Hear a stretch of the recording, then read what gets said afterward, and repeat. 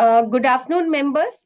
On behalf of Insolvency and Valuation Standards Board of ICI, we welcome you all. On this momentous occasion, I would like to welcome CA Charanjot Singh Nanda sir, who is our Vice President, CA Gyanchand Mishra sir, who is the Chairman of Insolvency and Valuation Standards Board, Mr. Ibrahim Shabin, who is the Chairman of Insolvency and Bankruptcy Code Committee of SAFA, CA Rahul Madanji, who is Managing Director of Triple IPI. We welcome to you all. And now I would invite CA Gyanchand Mishra sir to give a brief about this webinar. So thank you very much, Sarika madam. Very honored and respected Vice President of the Institute of Chartered Accountants of India, CA Charanjot Singh Nanda sir. Ibrahim Shabin ji, Honorable Chairman of the Insolvency and Bankruptcy Code Committee of SAFA, respected CA Rahul Madanji, MD Triple IPI, our learned speakers, Sarika Madam, Secretary of the Board, her entire team, and all the respected participants. Good evening to one and all. Friends, it gives me immense pleasure to welcome you all in this webinar on very important topic, cross-border transactions under IBC, which will certainly give us the direction for the various transactions which are being undertaken cross-border and how these transactions to be treated and taken care of during the insolvency process. So friends, these 1.5 hours learning session is to be taken by all the participants, and I hope it shall be beneficial for furtherance of various steps towards the next path of the insolvency profession. Friends, along with this learning session, today I have something new to share with you, that is Resolve 2024. So Resolve 2023 was the first edition of Resolve, which was organized by IBC committee last year in Singapore. About 300 insolvency, legal, attorney people, and so many other accounting professionals also across the globe attended this program last year in Singapore, and the program was great success over there.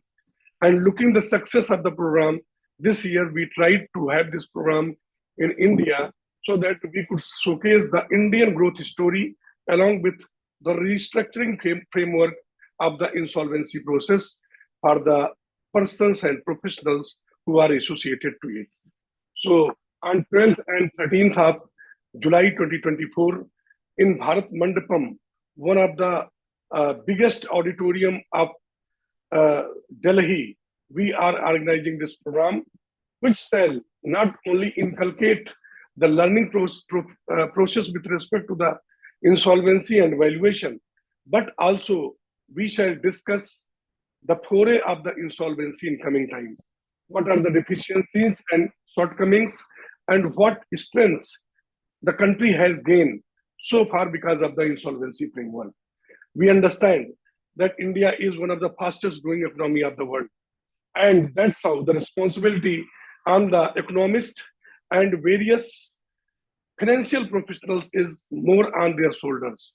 So we have to understand, well, the time has come when the restructuring framework with respect to the various loans have to be in such a way so that the maximization of the value in timeliness, the theme of the IBC could be met out.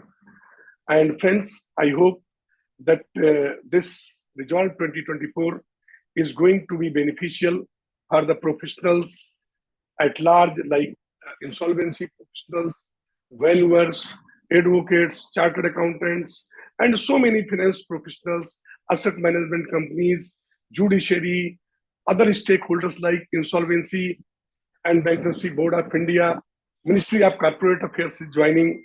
We have requested to Honorable Law Minister of the country to kindly address on this occasion.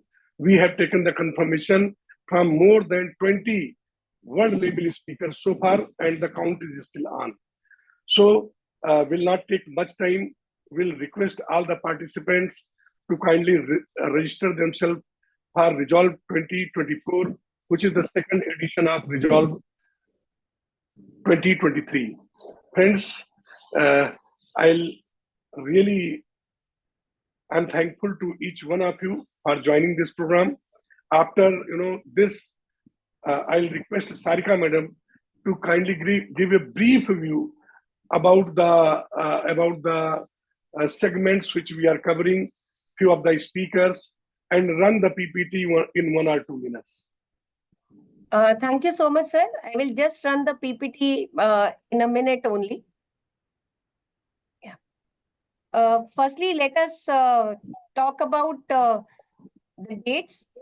Dates are 12th and 13th of July 2024. Venue is Bharat Mandapam, New Delhi. Then we have the theme of the convention is enabling resolution, maximizing value, which is also the theme of IBC. Then we have you will have lots of opportunity of networking, then learning, sharing, unique networking opportunities, as we are also expecting many speakers from not only the country but from outside. Then who will be attending are insolvency professionals, registered valuers entities, insolvency professional entities, accounting and finance professionals, financial consultants, bankers, regulators, industry domain experts, judiciary members. The thematic issues that we are covering are debt restructuring and insolvency regimes, global trends. We have balancing stakeholder interest in the process of insolvency through valuation, addressal of data availability and quality issues, role of AI in insolvency and valuation, group insolvency, cross-border insolvency, perspective of creditors, be it NBFCs or financial institutions or banks, decisions by judiciary vis-a-vis objective of IBC, time constraints in conducting thorough valuation. Then some other topics are effective IBC and valuation framework, the role of regulators and policy makers, integration of technology for value maximization, ADR in insolvency vis-a-vis IBBI report on mediation. Then we have some of the fees of the convention is 7,500 plus GST up to 25th June till 25th June for chartered accountants. For non-chartered accountants, it is 10,000 plus GST. Then for foreign delegates also, we have kept a fees of 250 USD up to 25th June, and after that it is 350 USD. Our website is resolve.icai.org. You can also tag us on our LinkedIn page as well as Facebook, so that you get to know about information about the Resolve.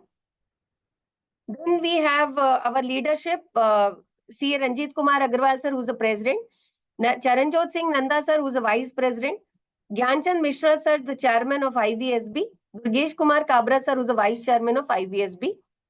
Then confirmations that we have received are some of the members who we are here.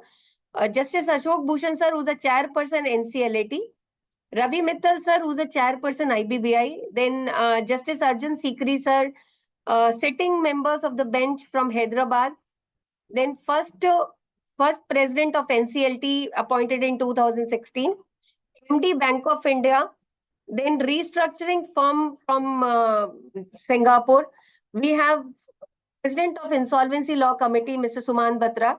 Our past presidents who will also speak about a session, how to reinstate financial statements of a company during CIRP, which is the most difficult task an auditor face. Ved Jain sir, Amarjit Chopra sir, Mr. Durgesh Pandey for forensic accounting and transactions, then Subodh Agrawal sir, who's the past president. We have also got confirmation from UK FCDO, from British High Commission. Then from IVSC CEO, we have got confirmation. We have also got confirmation from other lawyers, which we will definitely host on our LinkedIn page next. With this, I would thank you and stop sharing. I would urge each one of you to kindly join for Resolve. It will be definitely a different experience to join. Thank you so much.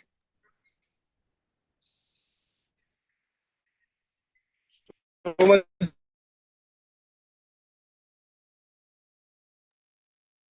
I think, sir, there is some networking issues. Madam, give the Resolve website ID also. Already given, it is resolve.icai.org. Resolve.icai.org. Travel package and local tour. Everything is being given over there. The members can see, and now I can see that.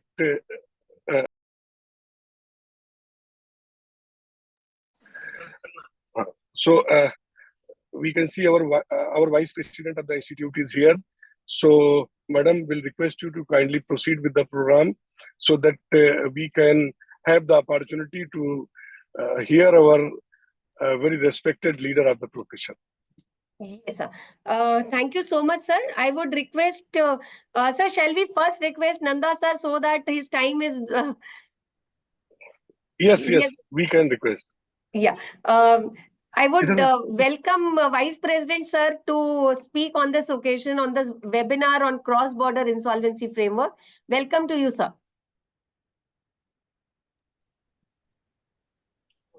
So very good evening, estimated members and participants. My dear friend, my colleague in the council, Chairman IBC committee, Shri Gyan Mishra ji, Shri Rahul Madan ji, Shri Ibrahim ji, and all members have come here to go home more enlightened. Ladies and gentlemen, I am honored to address you today at this significant webinar dedicated to advancing our understanding and implementation of insolvency laws across SAFA member countries. I am happy that under the chairmanship of Shri Gyan Mishra, things are moving in the desired direction. This gathering marks a pivotal moment as we aim to foster international collaboration and elevate our practices to global standards.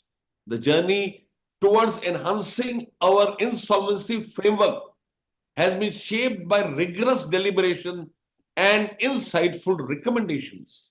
The Insolvency Law Committee's efforts, culminating in their report of March 2018, underscored the need for robust provisions to address cross-border insolvency comprehensively. Recognizing this imperative, the adoption of the unilateral model law on cross-border insolvency with tailored modifications emerges as a pivotal step forward. The global promises not only to fortify our domestic proceedings, but also to bolster international competition, thereby attracting foreign investment and ensuring equitable outcomes. Ladies and gentlemen, today's webinar not only celebrates this milestone, but also serves as a platform for profound exchanges among our esteemed SAFA members. It is testament to our commitment to continuous learning and mutual growth in navigating the complexities of insolvency across borders. I am particularly pleased to announce the upcoming Resolve 2024, which was being discussed few moments before, the second edition of our International Convention on Insolvency Resolution and Valuation. You are aware that it is scheduled for 12th and 13th January it is scheduled in June at Bharat Mandapam. 12th and the basic 12th and 13th July, sir. 12th and 13th July, I'm sorry, I was not. It is scheduled for 12th and 13th July in New Delhi, and this convention shall build upon the resounding success of Resolve 2023 held in Singapore. The frame is enabling resolution, maximizing value. Ladies and gentlemen, I extend a heartfelt invitation to all stakeholders to join us at Bharat Mandapam in New Delhi for Resolve 2024. Your participation will be instrumental in shaping the future discourse on global insolvency practices and unlocking new opportunities for collaboration. In closing, I extend my gratitude to each participant for their unwavering commitment to advancing our profession. Again, to reiterate the International Convention on Insolvency Resolution and Valuation is scheduled for 12th and 13th of July 2024 in New Delhi. Thank you again for your presence. I eagerly anticipate a session filled with meaningful exchanges and actionable insights. Looking forward to more such chances to meet and discuss contemporary issues on insolvency and bankruptcy code. Thank you. Thank you so much. Thank you so much, sir, for your kind words and motivating and requesting the members to participate in this second edition of Resolve 2024. I would now request Ibrahim Shabin, sir, Chairman of IBC Committee of SAFA, to talk about this event and also motivate members from SAFA countries to register for this, sir. Welcome to you, sir.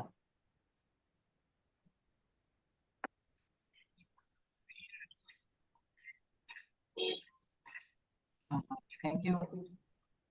Good afternoon to all the SAFA leadership members. Sir, we are unable to hear you. How about now? No, but seems like everything is fine. Are you hearing?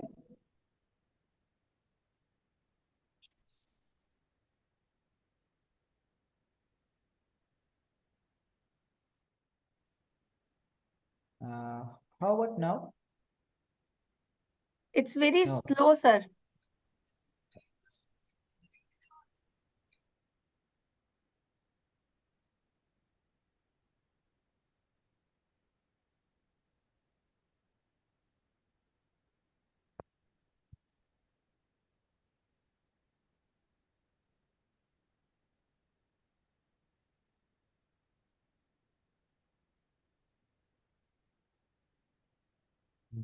Apologies, I think there's some technical difficulty. You are audible, Ibrahim ji, please continue.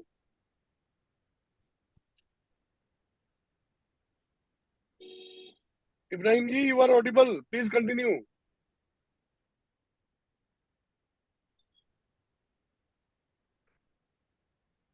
Ibrahim sir, हम आपको अभी सुन सकते, please continue sir.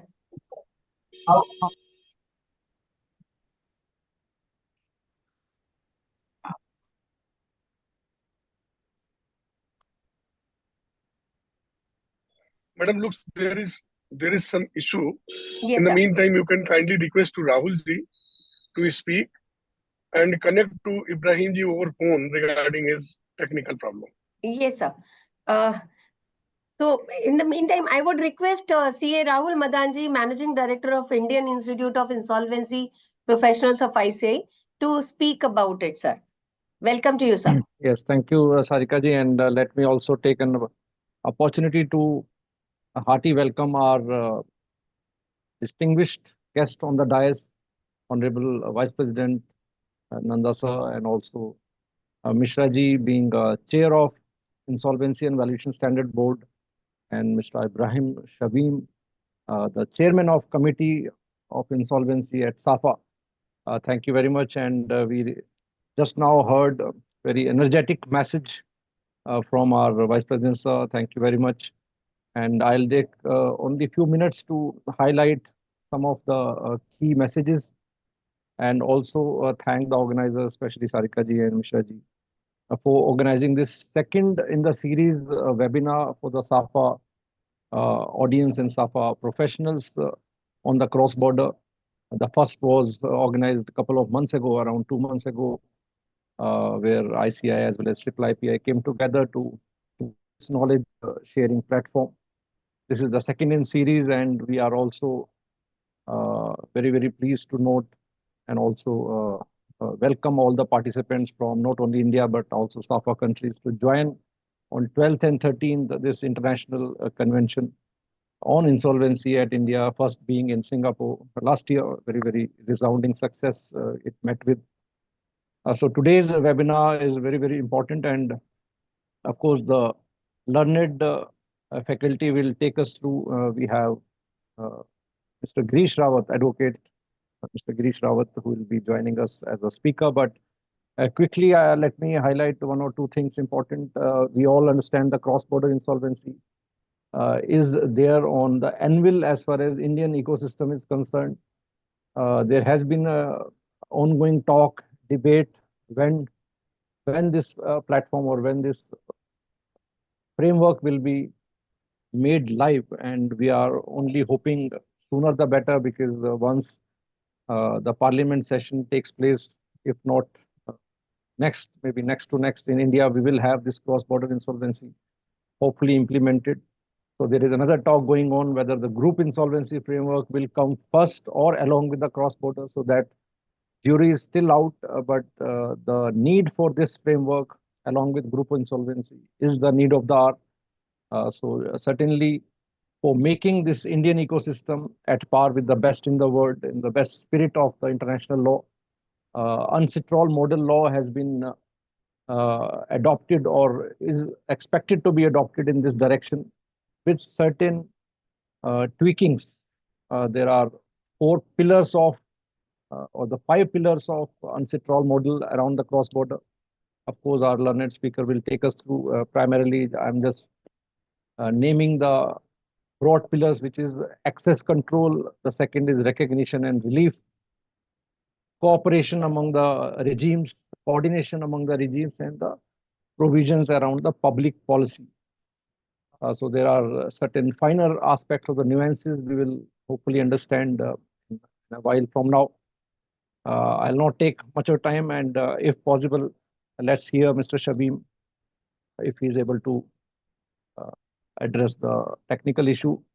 And I look forward for not only this session, but also the session for the conference on the 12th and 13th at Bharat Mandapam, which has been a landmark venue, especially after the G20 convention that happened last year in India. I look forward and hoping it to be a great success with all of us joining. Thank you very much. And Sarika ji, you can check with the Shabim ji if he is able to. Thank you. Thank you very much. Sarika ji, are you able to hear me? Yes, sir. You are audible, sir, now. Thank you, Okay. Rahul Madan ji. I would now request Ibrahim Shahim ji to talk about this. Welcome to you, sir. Yeah, thank you, and apologies for the difficulty, technical difficulty. So first of all, good afternoon to all the SAFA members, esteemed invitees, speakers, and our fellow participants. I'm delighted to address you all to this webinar. So first of all, I would like to thank ICAI and IIIPI for arranging this joint webinar on such an important topic. In the context of global economy that is more interconnected than ever, grasping the difficulties of cross-border insolvency, I believe, is imperative as businesses expand beyond borders, having assets worldwide. It is crucial that financial professionals and key stakeholders be well informed in the insolvency protocols and structures. And I wish to express my sincere appreciation to each one of you for your presence here. It's the active participation and interest that drive the success of, and significance of such webinars, such information sessions. So I hope the webinar would be informative, and I would also like to tell all the SAFA members from all over the world to join the Resolve, if possible, to attend the Resolve 2024, which is being organized by ICI. So I believe this would be an informative session for all who has interest in this profession. So thank you, and hope that webinar would be informative to all the participants. Thank you so much, sir. We would further also request to kindly promote this event in SAFA countries, and we have various travel packages so that they need not search here and there for hotels and traveling here and there. So thank you so much. Now with this, we would request our speaker, Mr. Girish Rawat, to take over and talk about on cross-border insolvency framework. Welcome to you, Girish sir. Hi, Hi, sir. hi, thank you. Good afternoon, everyone, and warm welcome to all the distinguished members and on the panel as well as the participants.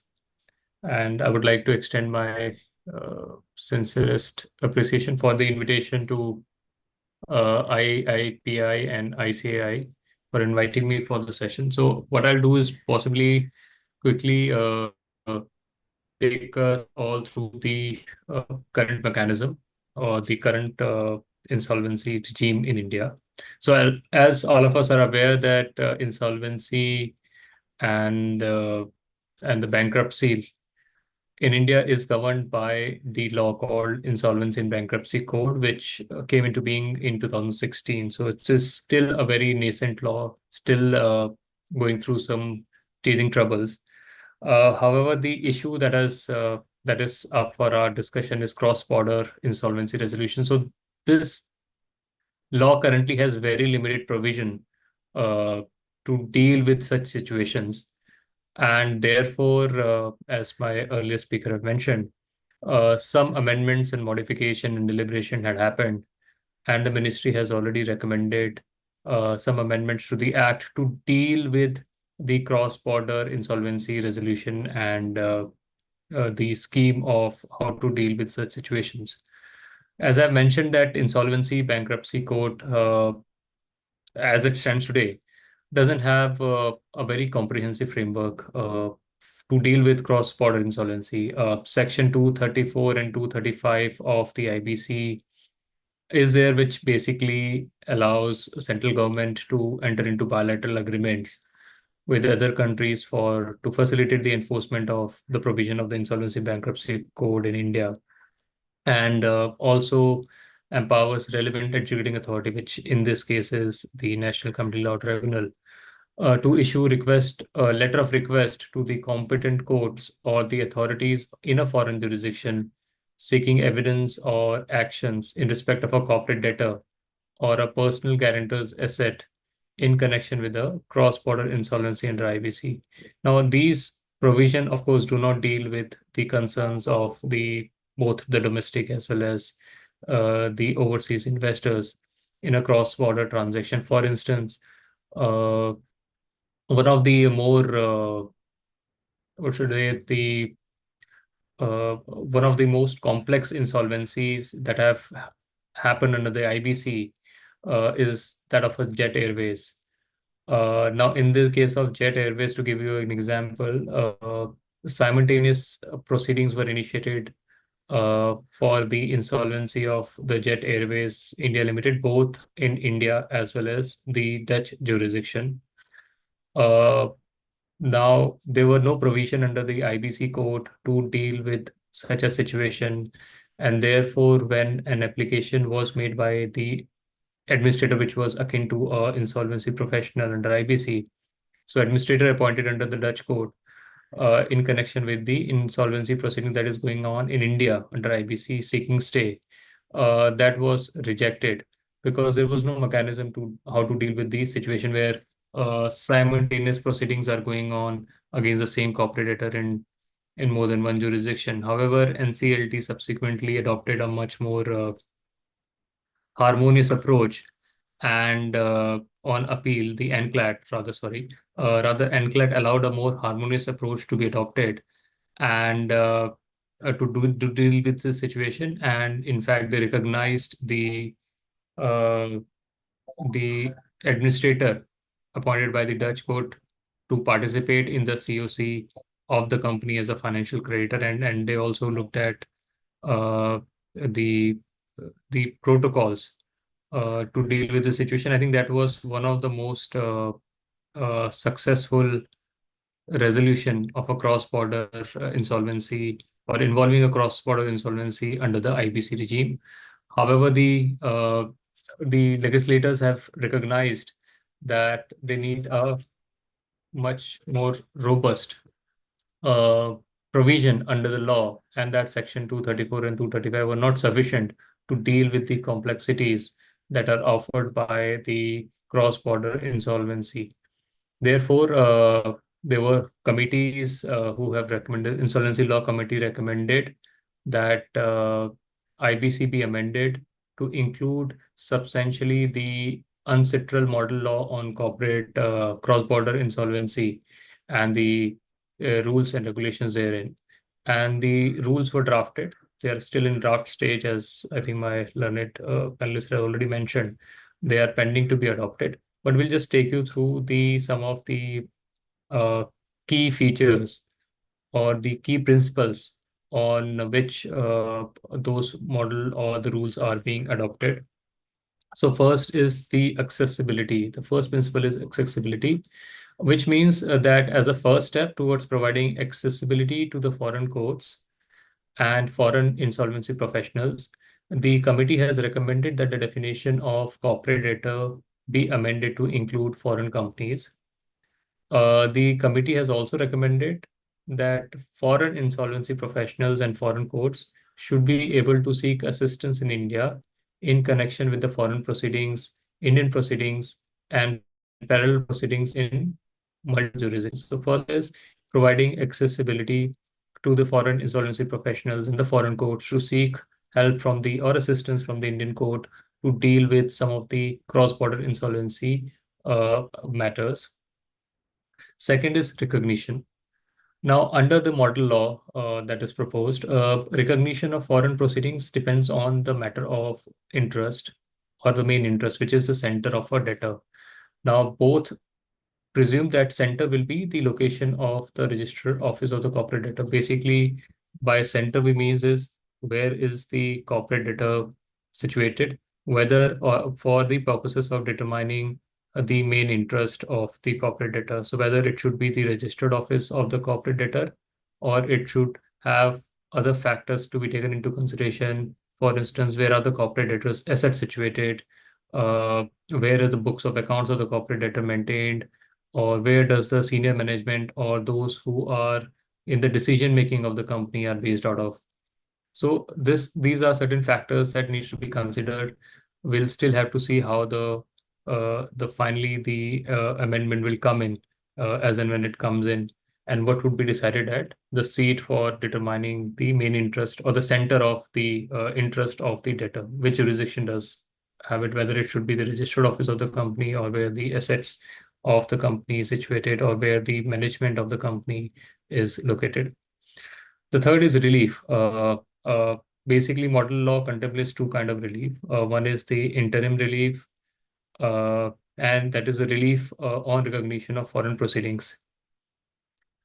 The committee has recommended that IBC should include provisions for interim relief and interim moratorium in accordance with the model law. Relief on recognition are further categorized as mandatory reliefs and discretionary reliefs. So mandatory relief of a moratorium is actually automatically available as soon as the proceeding is recognized as a foreign main proceedings. That is foreign proceeding in a state where the debtor has its center. So as we discussed, center is a crux of the whole discussion. Which decides what is the foreign proceedings in a state. On the contrary, these reliefs are not automatically available on recognition of the proceedings as a foreign non-main proceedings. In this case, the court has the discretion to grant such reliefs upon being satisfied that the action relates to the assets that are under the laws of the court's jurisdiction, should be administered in foreign non-main proceedings. So the drafts have also contemplates that additional reliefs that may be available to a resolution professional under the court and provides for entrusting the administration or realization of the corporate debtor's Indian asset to an FPI. Recommended that adjudicating authority, which is NCLT or NCLAT, should not have the discretion to terminate or modify the moratorium. And the moratorium should not affect the right to initiate individual actions against the corporate debtor in India or abroad to the extent these are necessary to preserve a claim against the corporate debtor. The last principle is the cooperation and coordination. So the committee has recommended that to incorporate the model law as it is, vis-a-vis cooperation and communication between the domestic courts and the foreign insolvency professionals, and foreign insolvency professionals and the local insolvency professionals, and in the local insolvency professional and the foreign courts where the center of the corporate debtor may be situated. The guidelines are being formulated to assist how the coordination should take place between the foreign authorities and Indian courts, and so on and so forth. So the model also directs that there should be a direct line of communication between both the domestic courts and foreign courts, the foreign insolvency professionals and domestic courts, and shall provide that courts in different jurisdictions should cooperate with each other. So these are some of the principles on which the law has been based. However, the bottom line of all of this is that the adoption of UNCITRAL laws with suitable modification to meet the requirements of Indian regime, as and when it is adopted, will provide a very comprehensive framework for resolution of the cross-border insolvency regime in India, which clearly is currently missing in the insolvency framework in India. And as and when the amendments are brought into being, I think it will provide major relief to the foreign investors in parallel insolvency across jurisdiction, and also to the domestic creditors who wish to enforce their rights against the foreign assets of a corporate debtor in India. So this will, and once this is adopted, and this is lead to a more harmonious and cooperative approach between the courts or the administrator who may be based out of different jurisdiction, and ensure that they are able to work harmoniously and seamlessly rather than working on cross purposes or against each other's interest. That's it from my side. Thank you.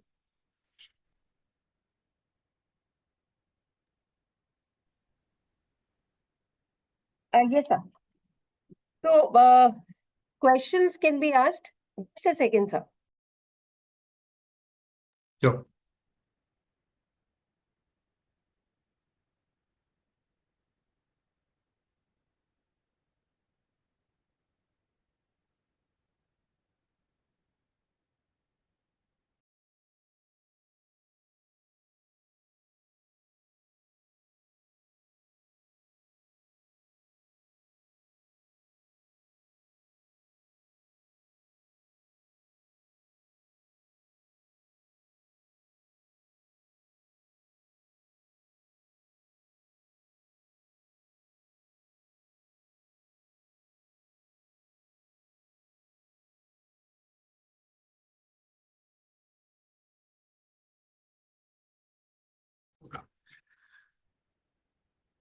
Yeah, sorry. So what I'll do is, I think I've been informed we still have got some time. So what I'll do is, maybe I'll take you through some of the judgments or the case laws where we have dealt with the cross-border insolvency.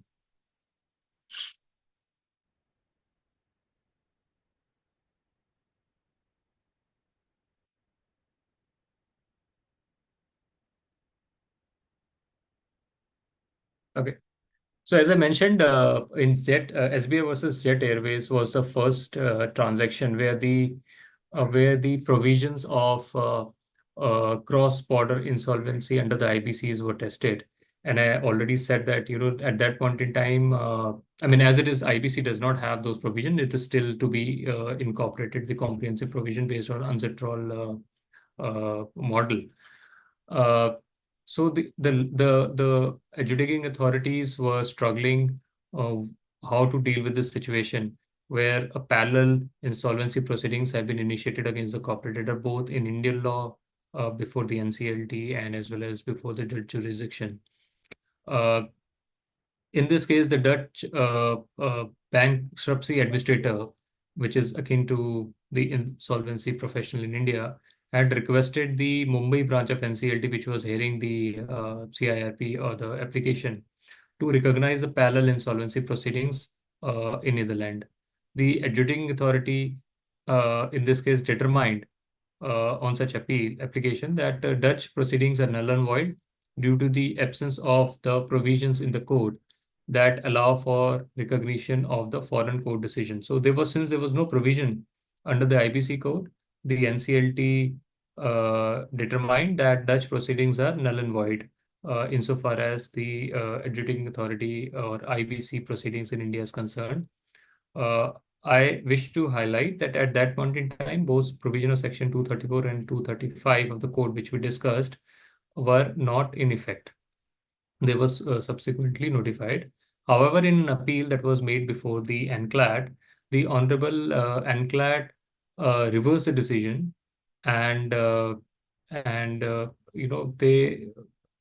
held that the resolution professional and the Dutch bankruptcy administrator should collaborate to develop a cross-border insolvency protocol that adheres to the model law, which is the UNCITRAL model. So this novel approach designated India and Netherlands as the primary jurisdiction for main interest. So as we talked about the concept of main interest, so since some of the assets of the company was registered in India, some of the assets of the company were situated in Netherlands. So they adopted that model approach, and they designated both Netherlands as well as India as the primary jurisdiction for main interest and for non-main insolvency proceedings respectively. So they said India would be the jurisdiction for main interest, and Netherlands would be the jurisdiction for non-main insolvency proceedings. So Jet Airways case serves as an example in Indian judiciary effectively addressing the cross-border insolvency challenges. However, it is important to note that such resolutions are not common and are contingent on certain specific circumstances. As we have seen that, Jet Airways, and there will be a couple of other transactions. Barring that, we have not seen any cross-border insolvency proceeding being implemented in a highly effective way, predominantly because of the lack of legislative provisions under the IBC code. So there's still lack of clarity as to how the proceedings will happen. How will the insolvency professional under an IBC can access the assets that are outside India, and similarly how and when, if proceedings are initiated against the corporate debtor outside India, will the professional, the foreign insolvency professional get access to the assets of the company in India, or whether they can take access to other assets or against the corporate debtor itself. So the entire scenario of Jet Airways and the complexities of the transaction involving cross-border insolvency required the urgent requirement to have the legal framework or a comprehensive legal framework for dealing with such corporate insolvencies. So this need for such framework was becoming apparent in Jet Airways. Therefore, the amendments were made. The amendments were proposed, and the provisions are being implemented now. The Jet Airways case also highlighted the importance of having a strong legal framework in India, or to put in place to facilitate such cross-border insolvency proceedings.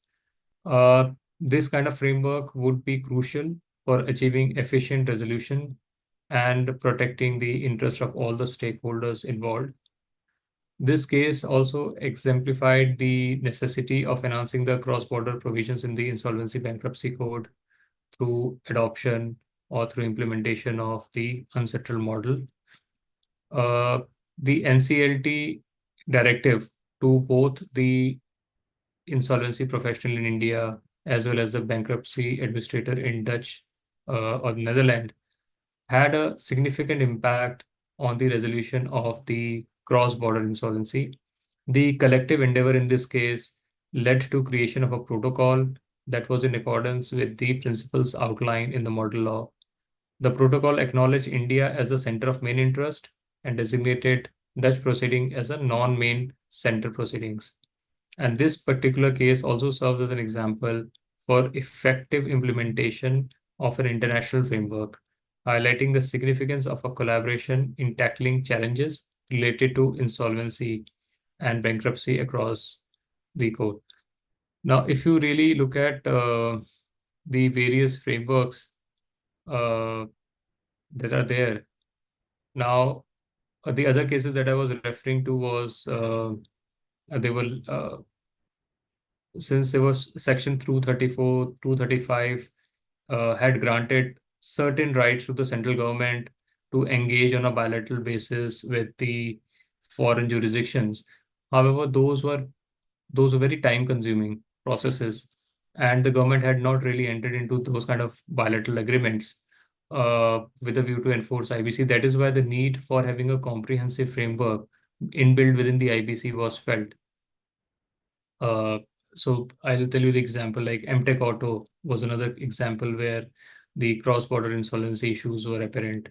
SBI versus Videocon, again, insolvency issues were apparent on that, in all of these cases. If we talk about Section 234 and 235, I think we already discussed. But Section 234 and 235 in isolation do not provide adequate framework for the cross-border insolvency, and therefore the need is there. Then we have a recognition of the substantial consolidation by NCLT in Videocon case. So again, in Videocon case, the issue was implementation of this decision in the Videocon case has led to initiation of group insolvency proceedings, which had showcased the judicial ability to adapt to the absence of dedicated legislative provisions.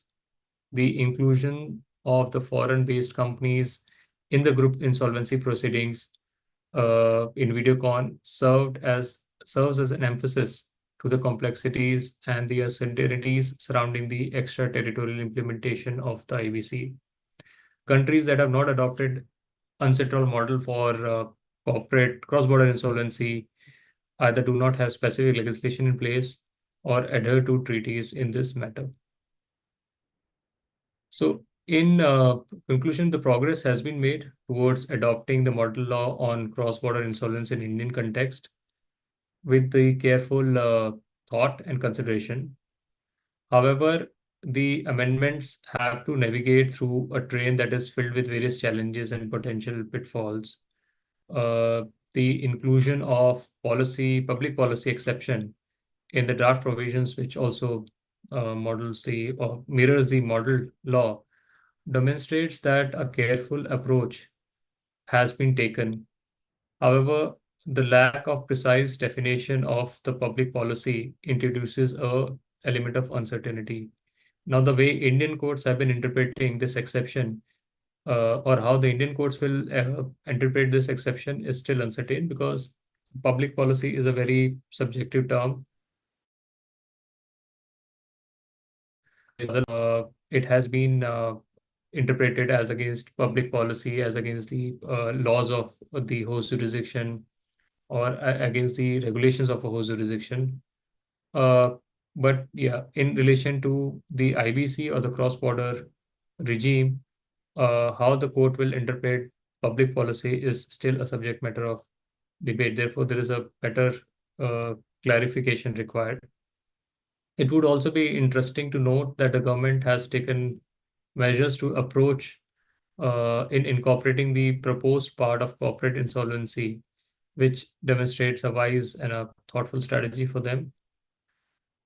The attribute of flexibility of a model law is widely praised. However, an important concern arises regarding the balance between procedural flexibility and substantive harmonization across different jurisdictions. I think essentially what we are looking for is a law that suits India requirement while it complies with the international requirement. The UNCITRAL model was found to be the best available to be adopted in India, and that is being adopted through the amendments.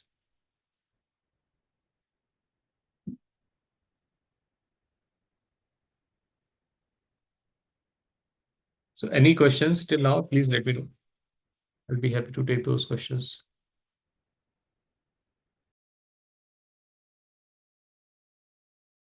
Sir, currently we have no questions from the participants.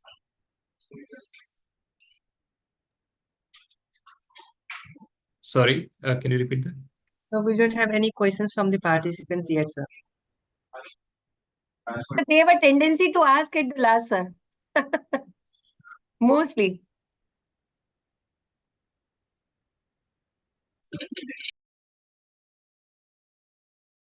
Yeah, so this is about the cross-border insolvency. If I can, I mean, I'm happy to take any questions on, because this is a law which is still evolving. I mean, it's not even a law right now, so it's still at a very draft stage. I've already explained the principles of the proposed regime, and I also shared few case laws which have dealt with the cross-border insolvency experience that the IBC had to face, like Jet Airways case, and Videocon case, and MTech Auto case. But I think with this regime being put in place, I think it will help all the professionals, insolvency professional, in accessing, in having a framework under which they can go and try to seek assistance from the foreign court jurisdiction. And similarly, it will also help some of the insolvency professional who are based out of, who are in jurisdiction other than India, a framework through which they can approach Indian courts to seek assistance in effective implementation or effective resolution of, or taking effective control of some of the assets of the companies which may not be incorporated in India, but may have assets in India. So it will help both ways, and I think it's a much needed requirement because of the global economy that we are living in, where the companies are expanding their businesses. They're expanding their businesses into multiple jurisdictions, while their main interest, I think the center of interest that we talked about, may be in one jurisdiction, but the assets may be spread across the entire jurisdiction. So how do we deal with insolvency of those kind of companies? Unsettled model provided that framework already. The issue was whether that is available to the foreign insolvency professional as well as to Indian insolvency professional to be to take recourse under those provisions and try to maximize or try to resolve the insolvency or the uh, corporate restructuring of those entities. I think what this law would do is will help uh, take or allow the FIPs, which are foreign solvency professional, to take effective control of the assets of the corporate debtors in India, as well as provide a mechanism through which the Indian insolvency professionals can go and take assistance from the foreign courts to get access to the jurisdiction, to the assets of an Indian corporate debtor, which may be situated in overseas jurisdiction. So it will provide that framework which was missing from the existing IBC, I'll say the IBC mechanism or the framework of IBC. I think apart from this, IBC per se has been, I think it's a robust law as it is. As I said, it's a nascent law.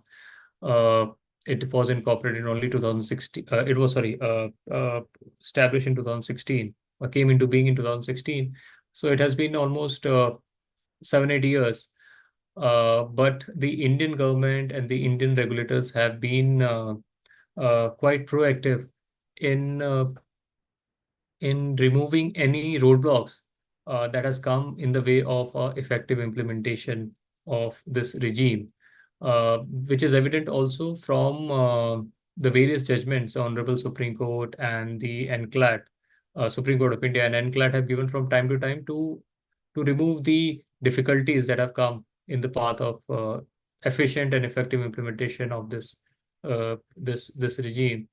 So some of the example, right? I think the judiciary has been most proactive. Like in this 7-8 years, I think the matters have reached Supreme Court of India on various occasions and on various question of law, and Supreme Court has been determined in in resolving those and have resolved and passed their orders and kind of set the controversy at rest by deciding those appeals in a very time-bound manner and setting up the law the way it is and or implemented in the current form. Like for instance, of course, there are instances where the Supreme Court itself has sometimes given very conflicted judgment, but by and large, I think the law is settled despite being a very nascent law as compared to the other laws that are in being or in force in India. This is one of the robust law. This is one of the most I think the most impactful law because what it has done is it has changed the way the business was being done by some of the Indian companies. It has instilled financial prudence. It has, of course, the entire regime changed from debtor in possession to creditor in possession. So as in the IBC, it is essentially the creditors who are in possession of the asset and not the debtor, which was earlier in the previous regime or the previous regime of SICA. It was the other way around, where the debtor, despite of the insolvency or being commenced, or despite of uh, the proceeding be commenced under the Act, the debtor was allowed to continue to be in possession of the assets.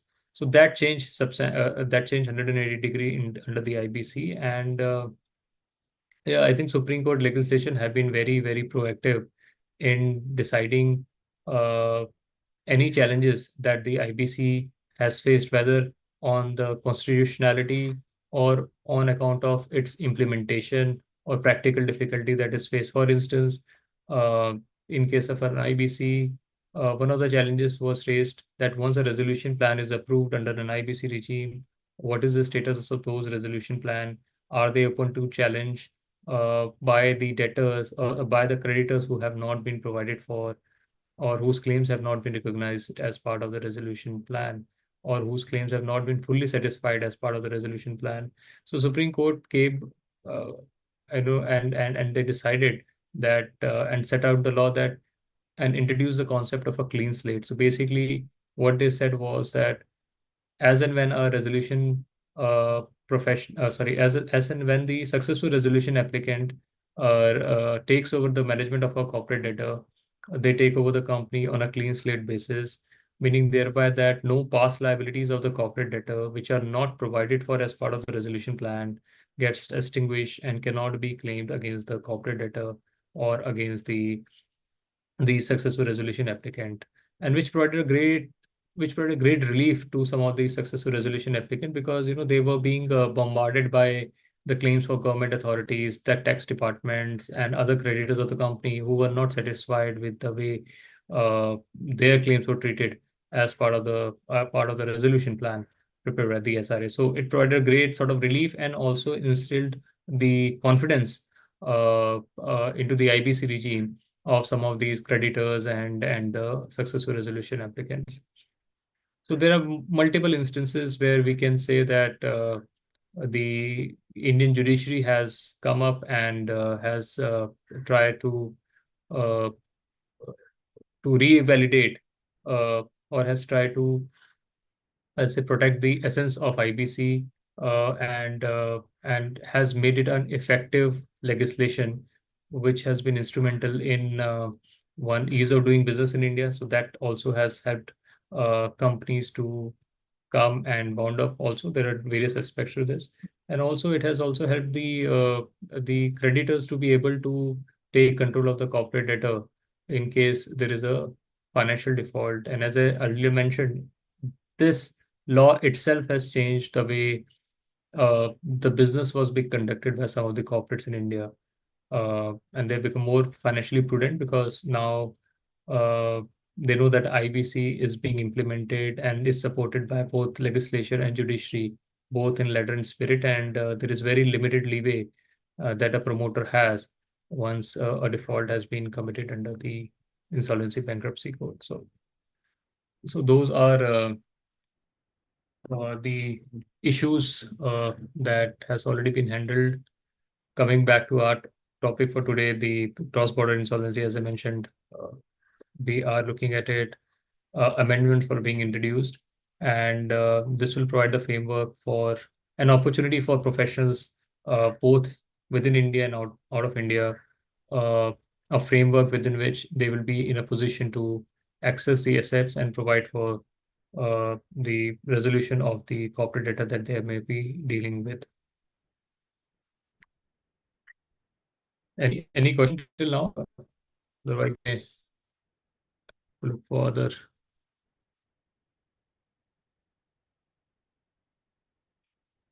Discuss. No, sir, no any questions yet. Okay. I would just Yeah, please go ahead.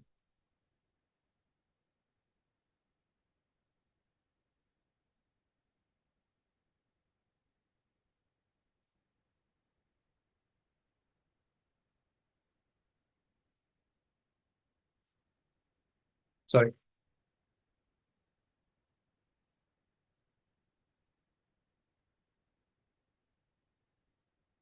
Sorry, Sarika, you saying something or should I continue?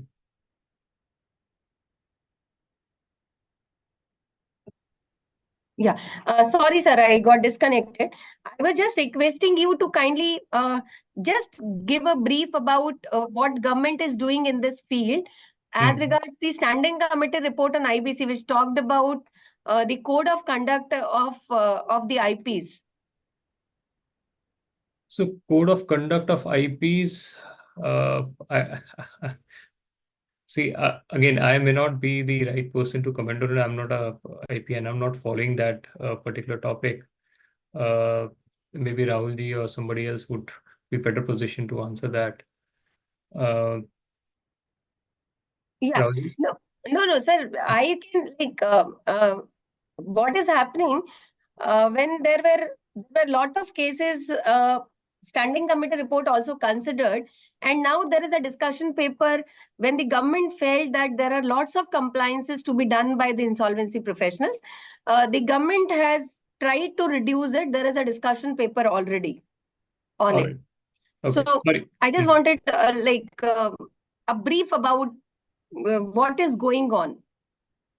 Okay, so sorry, Sarika ji, I am not following that piece of it because maybe Rahul ji would be in a better position with Rahul Madan ji. Okay. If he's Yeah. following that development, he'll be in a better position to answer that question as to the government stand or what government is planning to do on those things. But I understand that the compliances are, of course, I mean, that's a pain point for all the insolvency professionals that we advise on to. And if you really look at the law, the whole IBC regime, if you look at it, is process driven. And since it's process driven, the process comes with a lot of compliances. And we have seen how the courts have interpreted some of the tasks that IPs have tried to retain third parties to implement. I think they have not looked at it very favorably. So yeah, so they have looked, I mean, there are a lot of compliances, and I think ultimately, since it's a process-driven regime, some of those compliances have been a reason why we are seeing less. I'm not making a general statement, but at least making the entire I mean, the people are reluctant to take up the appointment as an insolvency professionals, especially those who have a robust practice, because of the liabilities and that get attached to the responsibilities uh, that they are required to perform, and the liabilities are quite steep. So I mean, and we have seen that even as, I'll not say lapse of judgment, but we have seen how IBBI, who's also regulating this, has come down heavily on some of those resolution professionals who may have erred in the compliances part, which may be due to an oversight, but yeah, I think the risk and reward, if you look at for any profession, So the risk of for an IP or the responsibility of an IP usually outweighs the rewards. In most cases, not all, but yeah, in most cases. Thank you so much, sir, for briefing about this. We have been joined by more than 600 people as of now.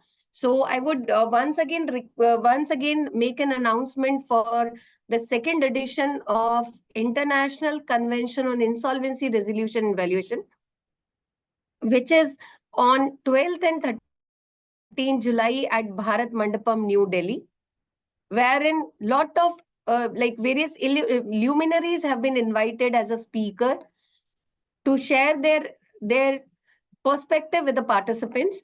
Please do register for the conference. Our website is resolve.icai.org. We have also taken care of the travel packages that are available. You can visit our website to look at it and then get it done. We would request all the participants to kindly register and enjoy this convention. This is a different type of convention we are handling. It is for class who are already handling the cases on insolvency or on valuation, or a chartered accountant who's an auditor of these companies will definitely support. So do register.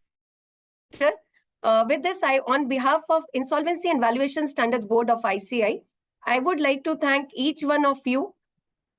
Firstly, I would like to thank in absentia our chairman CA Gyan Chand Mishra ji, our vice chairman CA Durgesh Kumar Kabra ji, Ibrahim Shabin sir, who is the chairman again of IBC committee of SAFA, for joining in this webinar. Girish Rawat sir for sharing his perspective and experience with the participants. My own team, IVSB team, for taking care of this event, and other SAFA team also. So with this, we thank you one and all for joining and taking it forward. Thank you so much.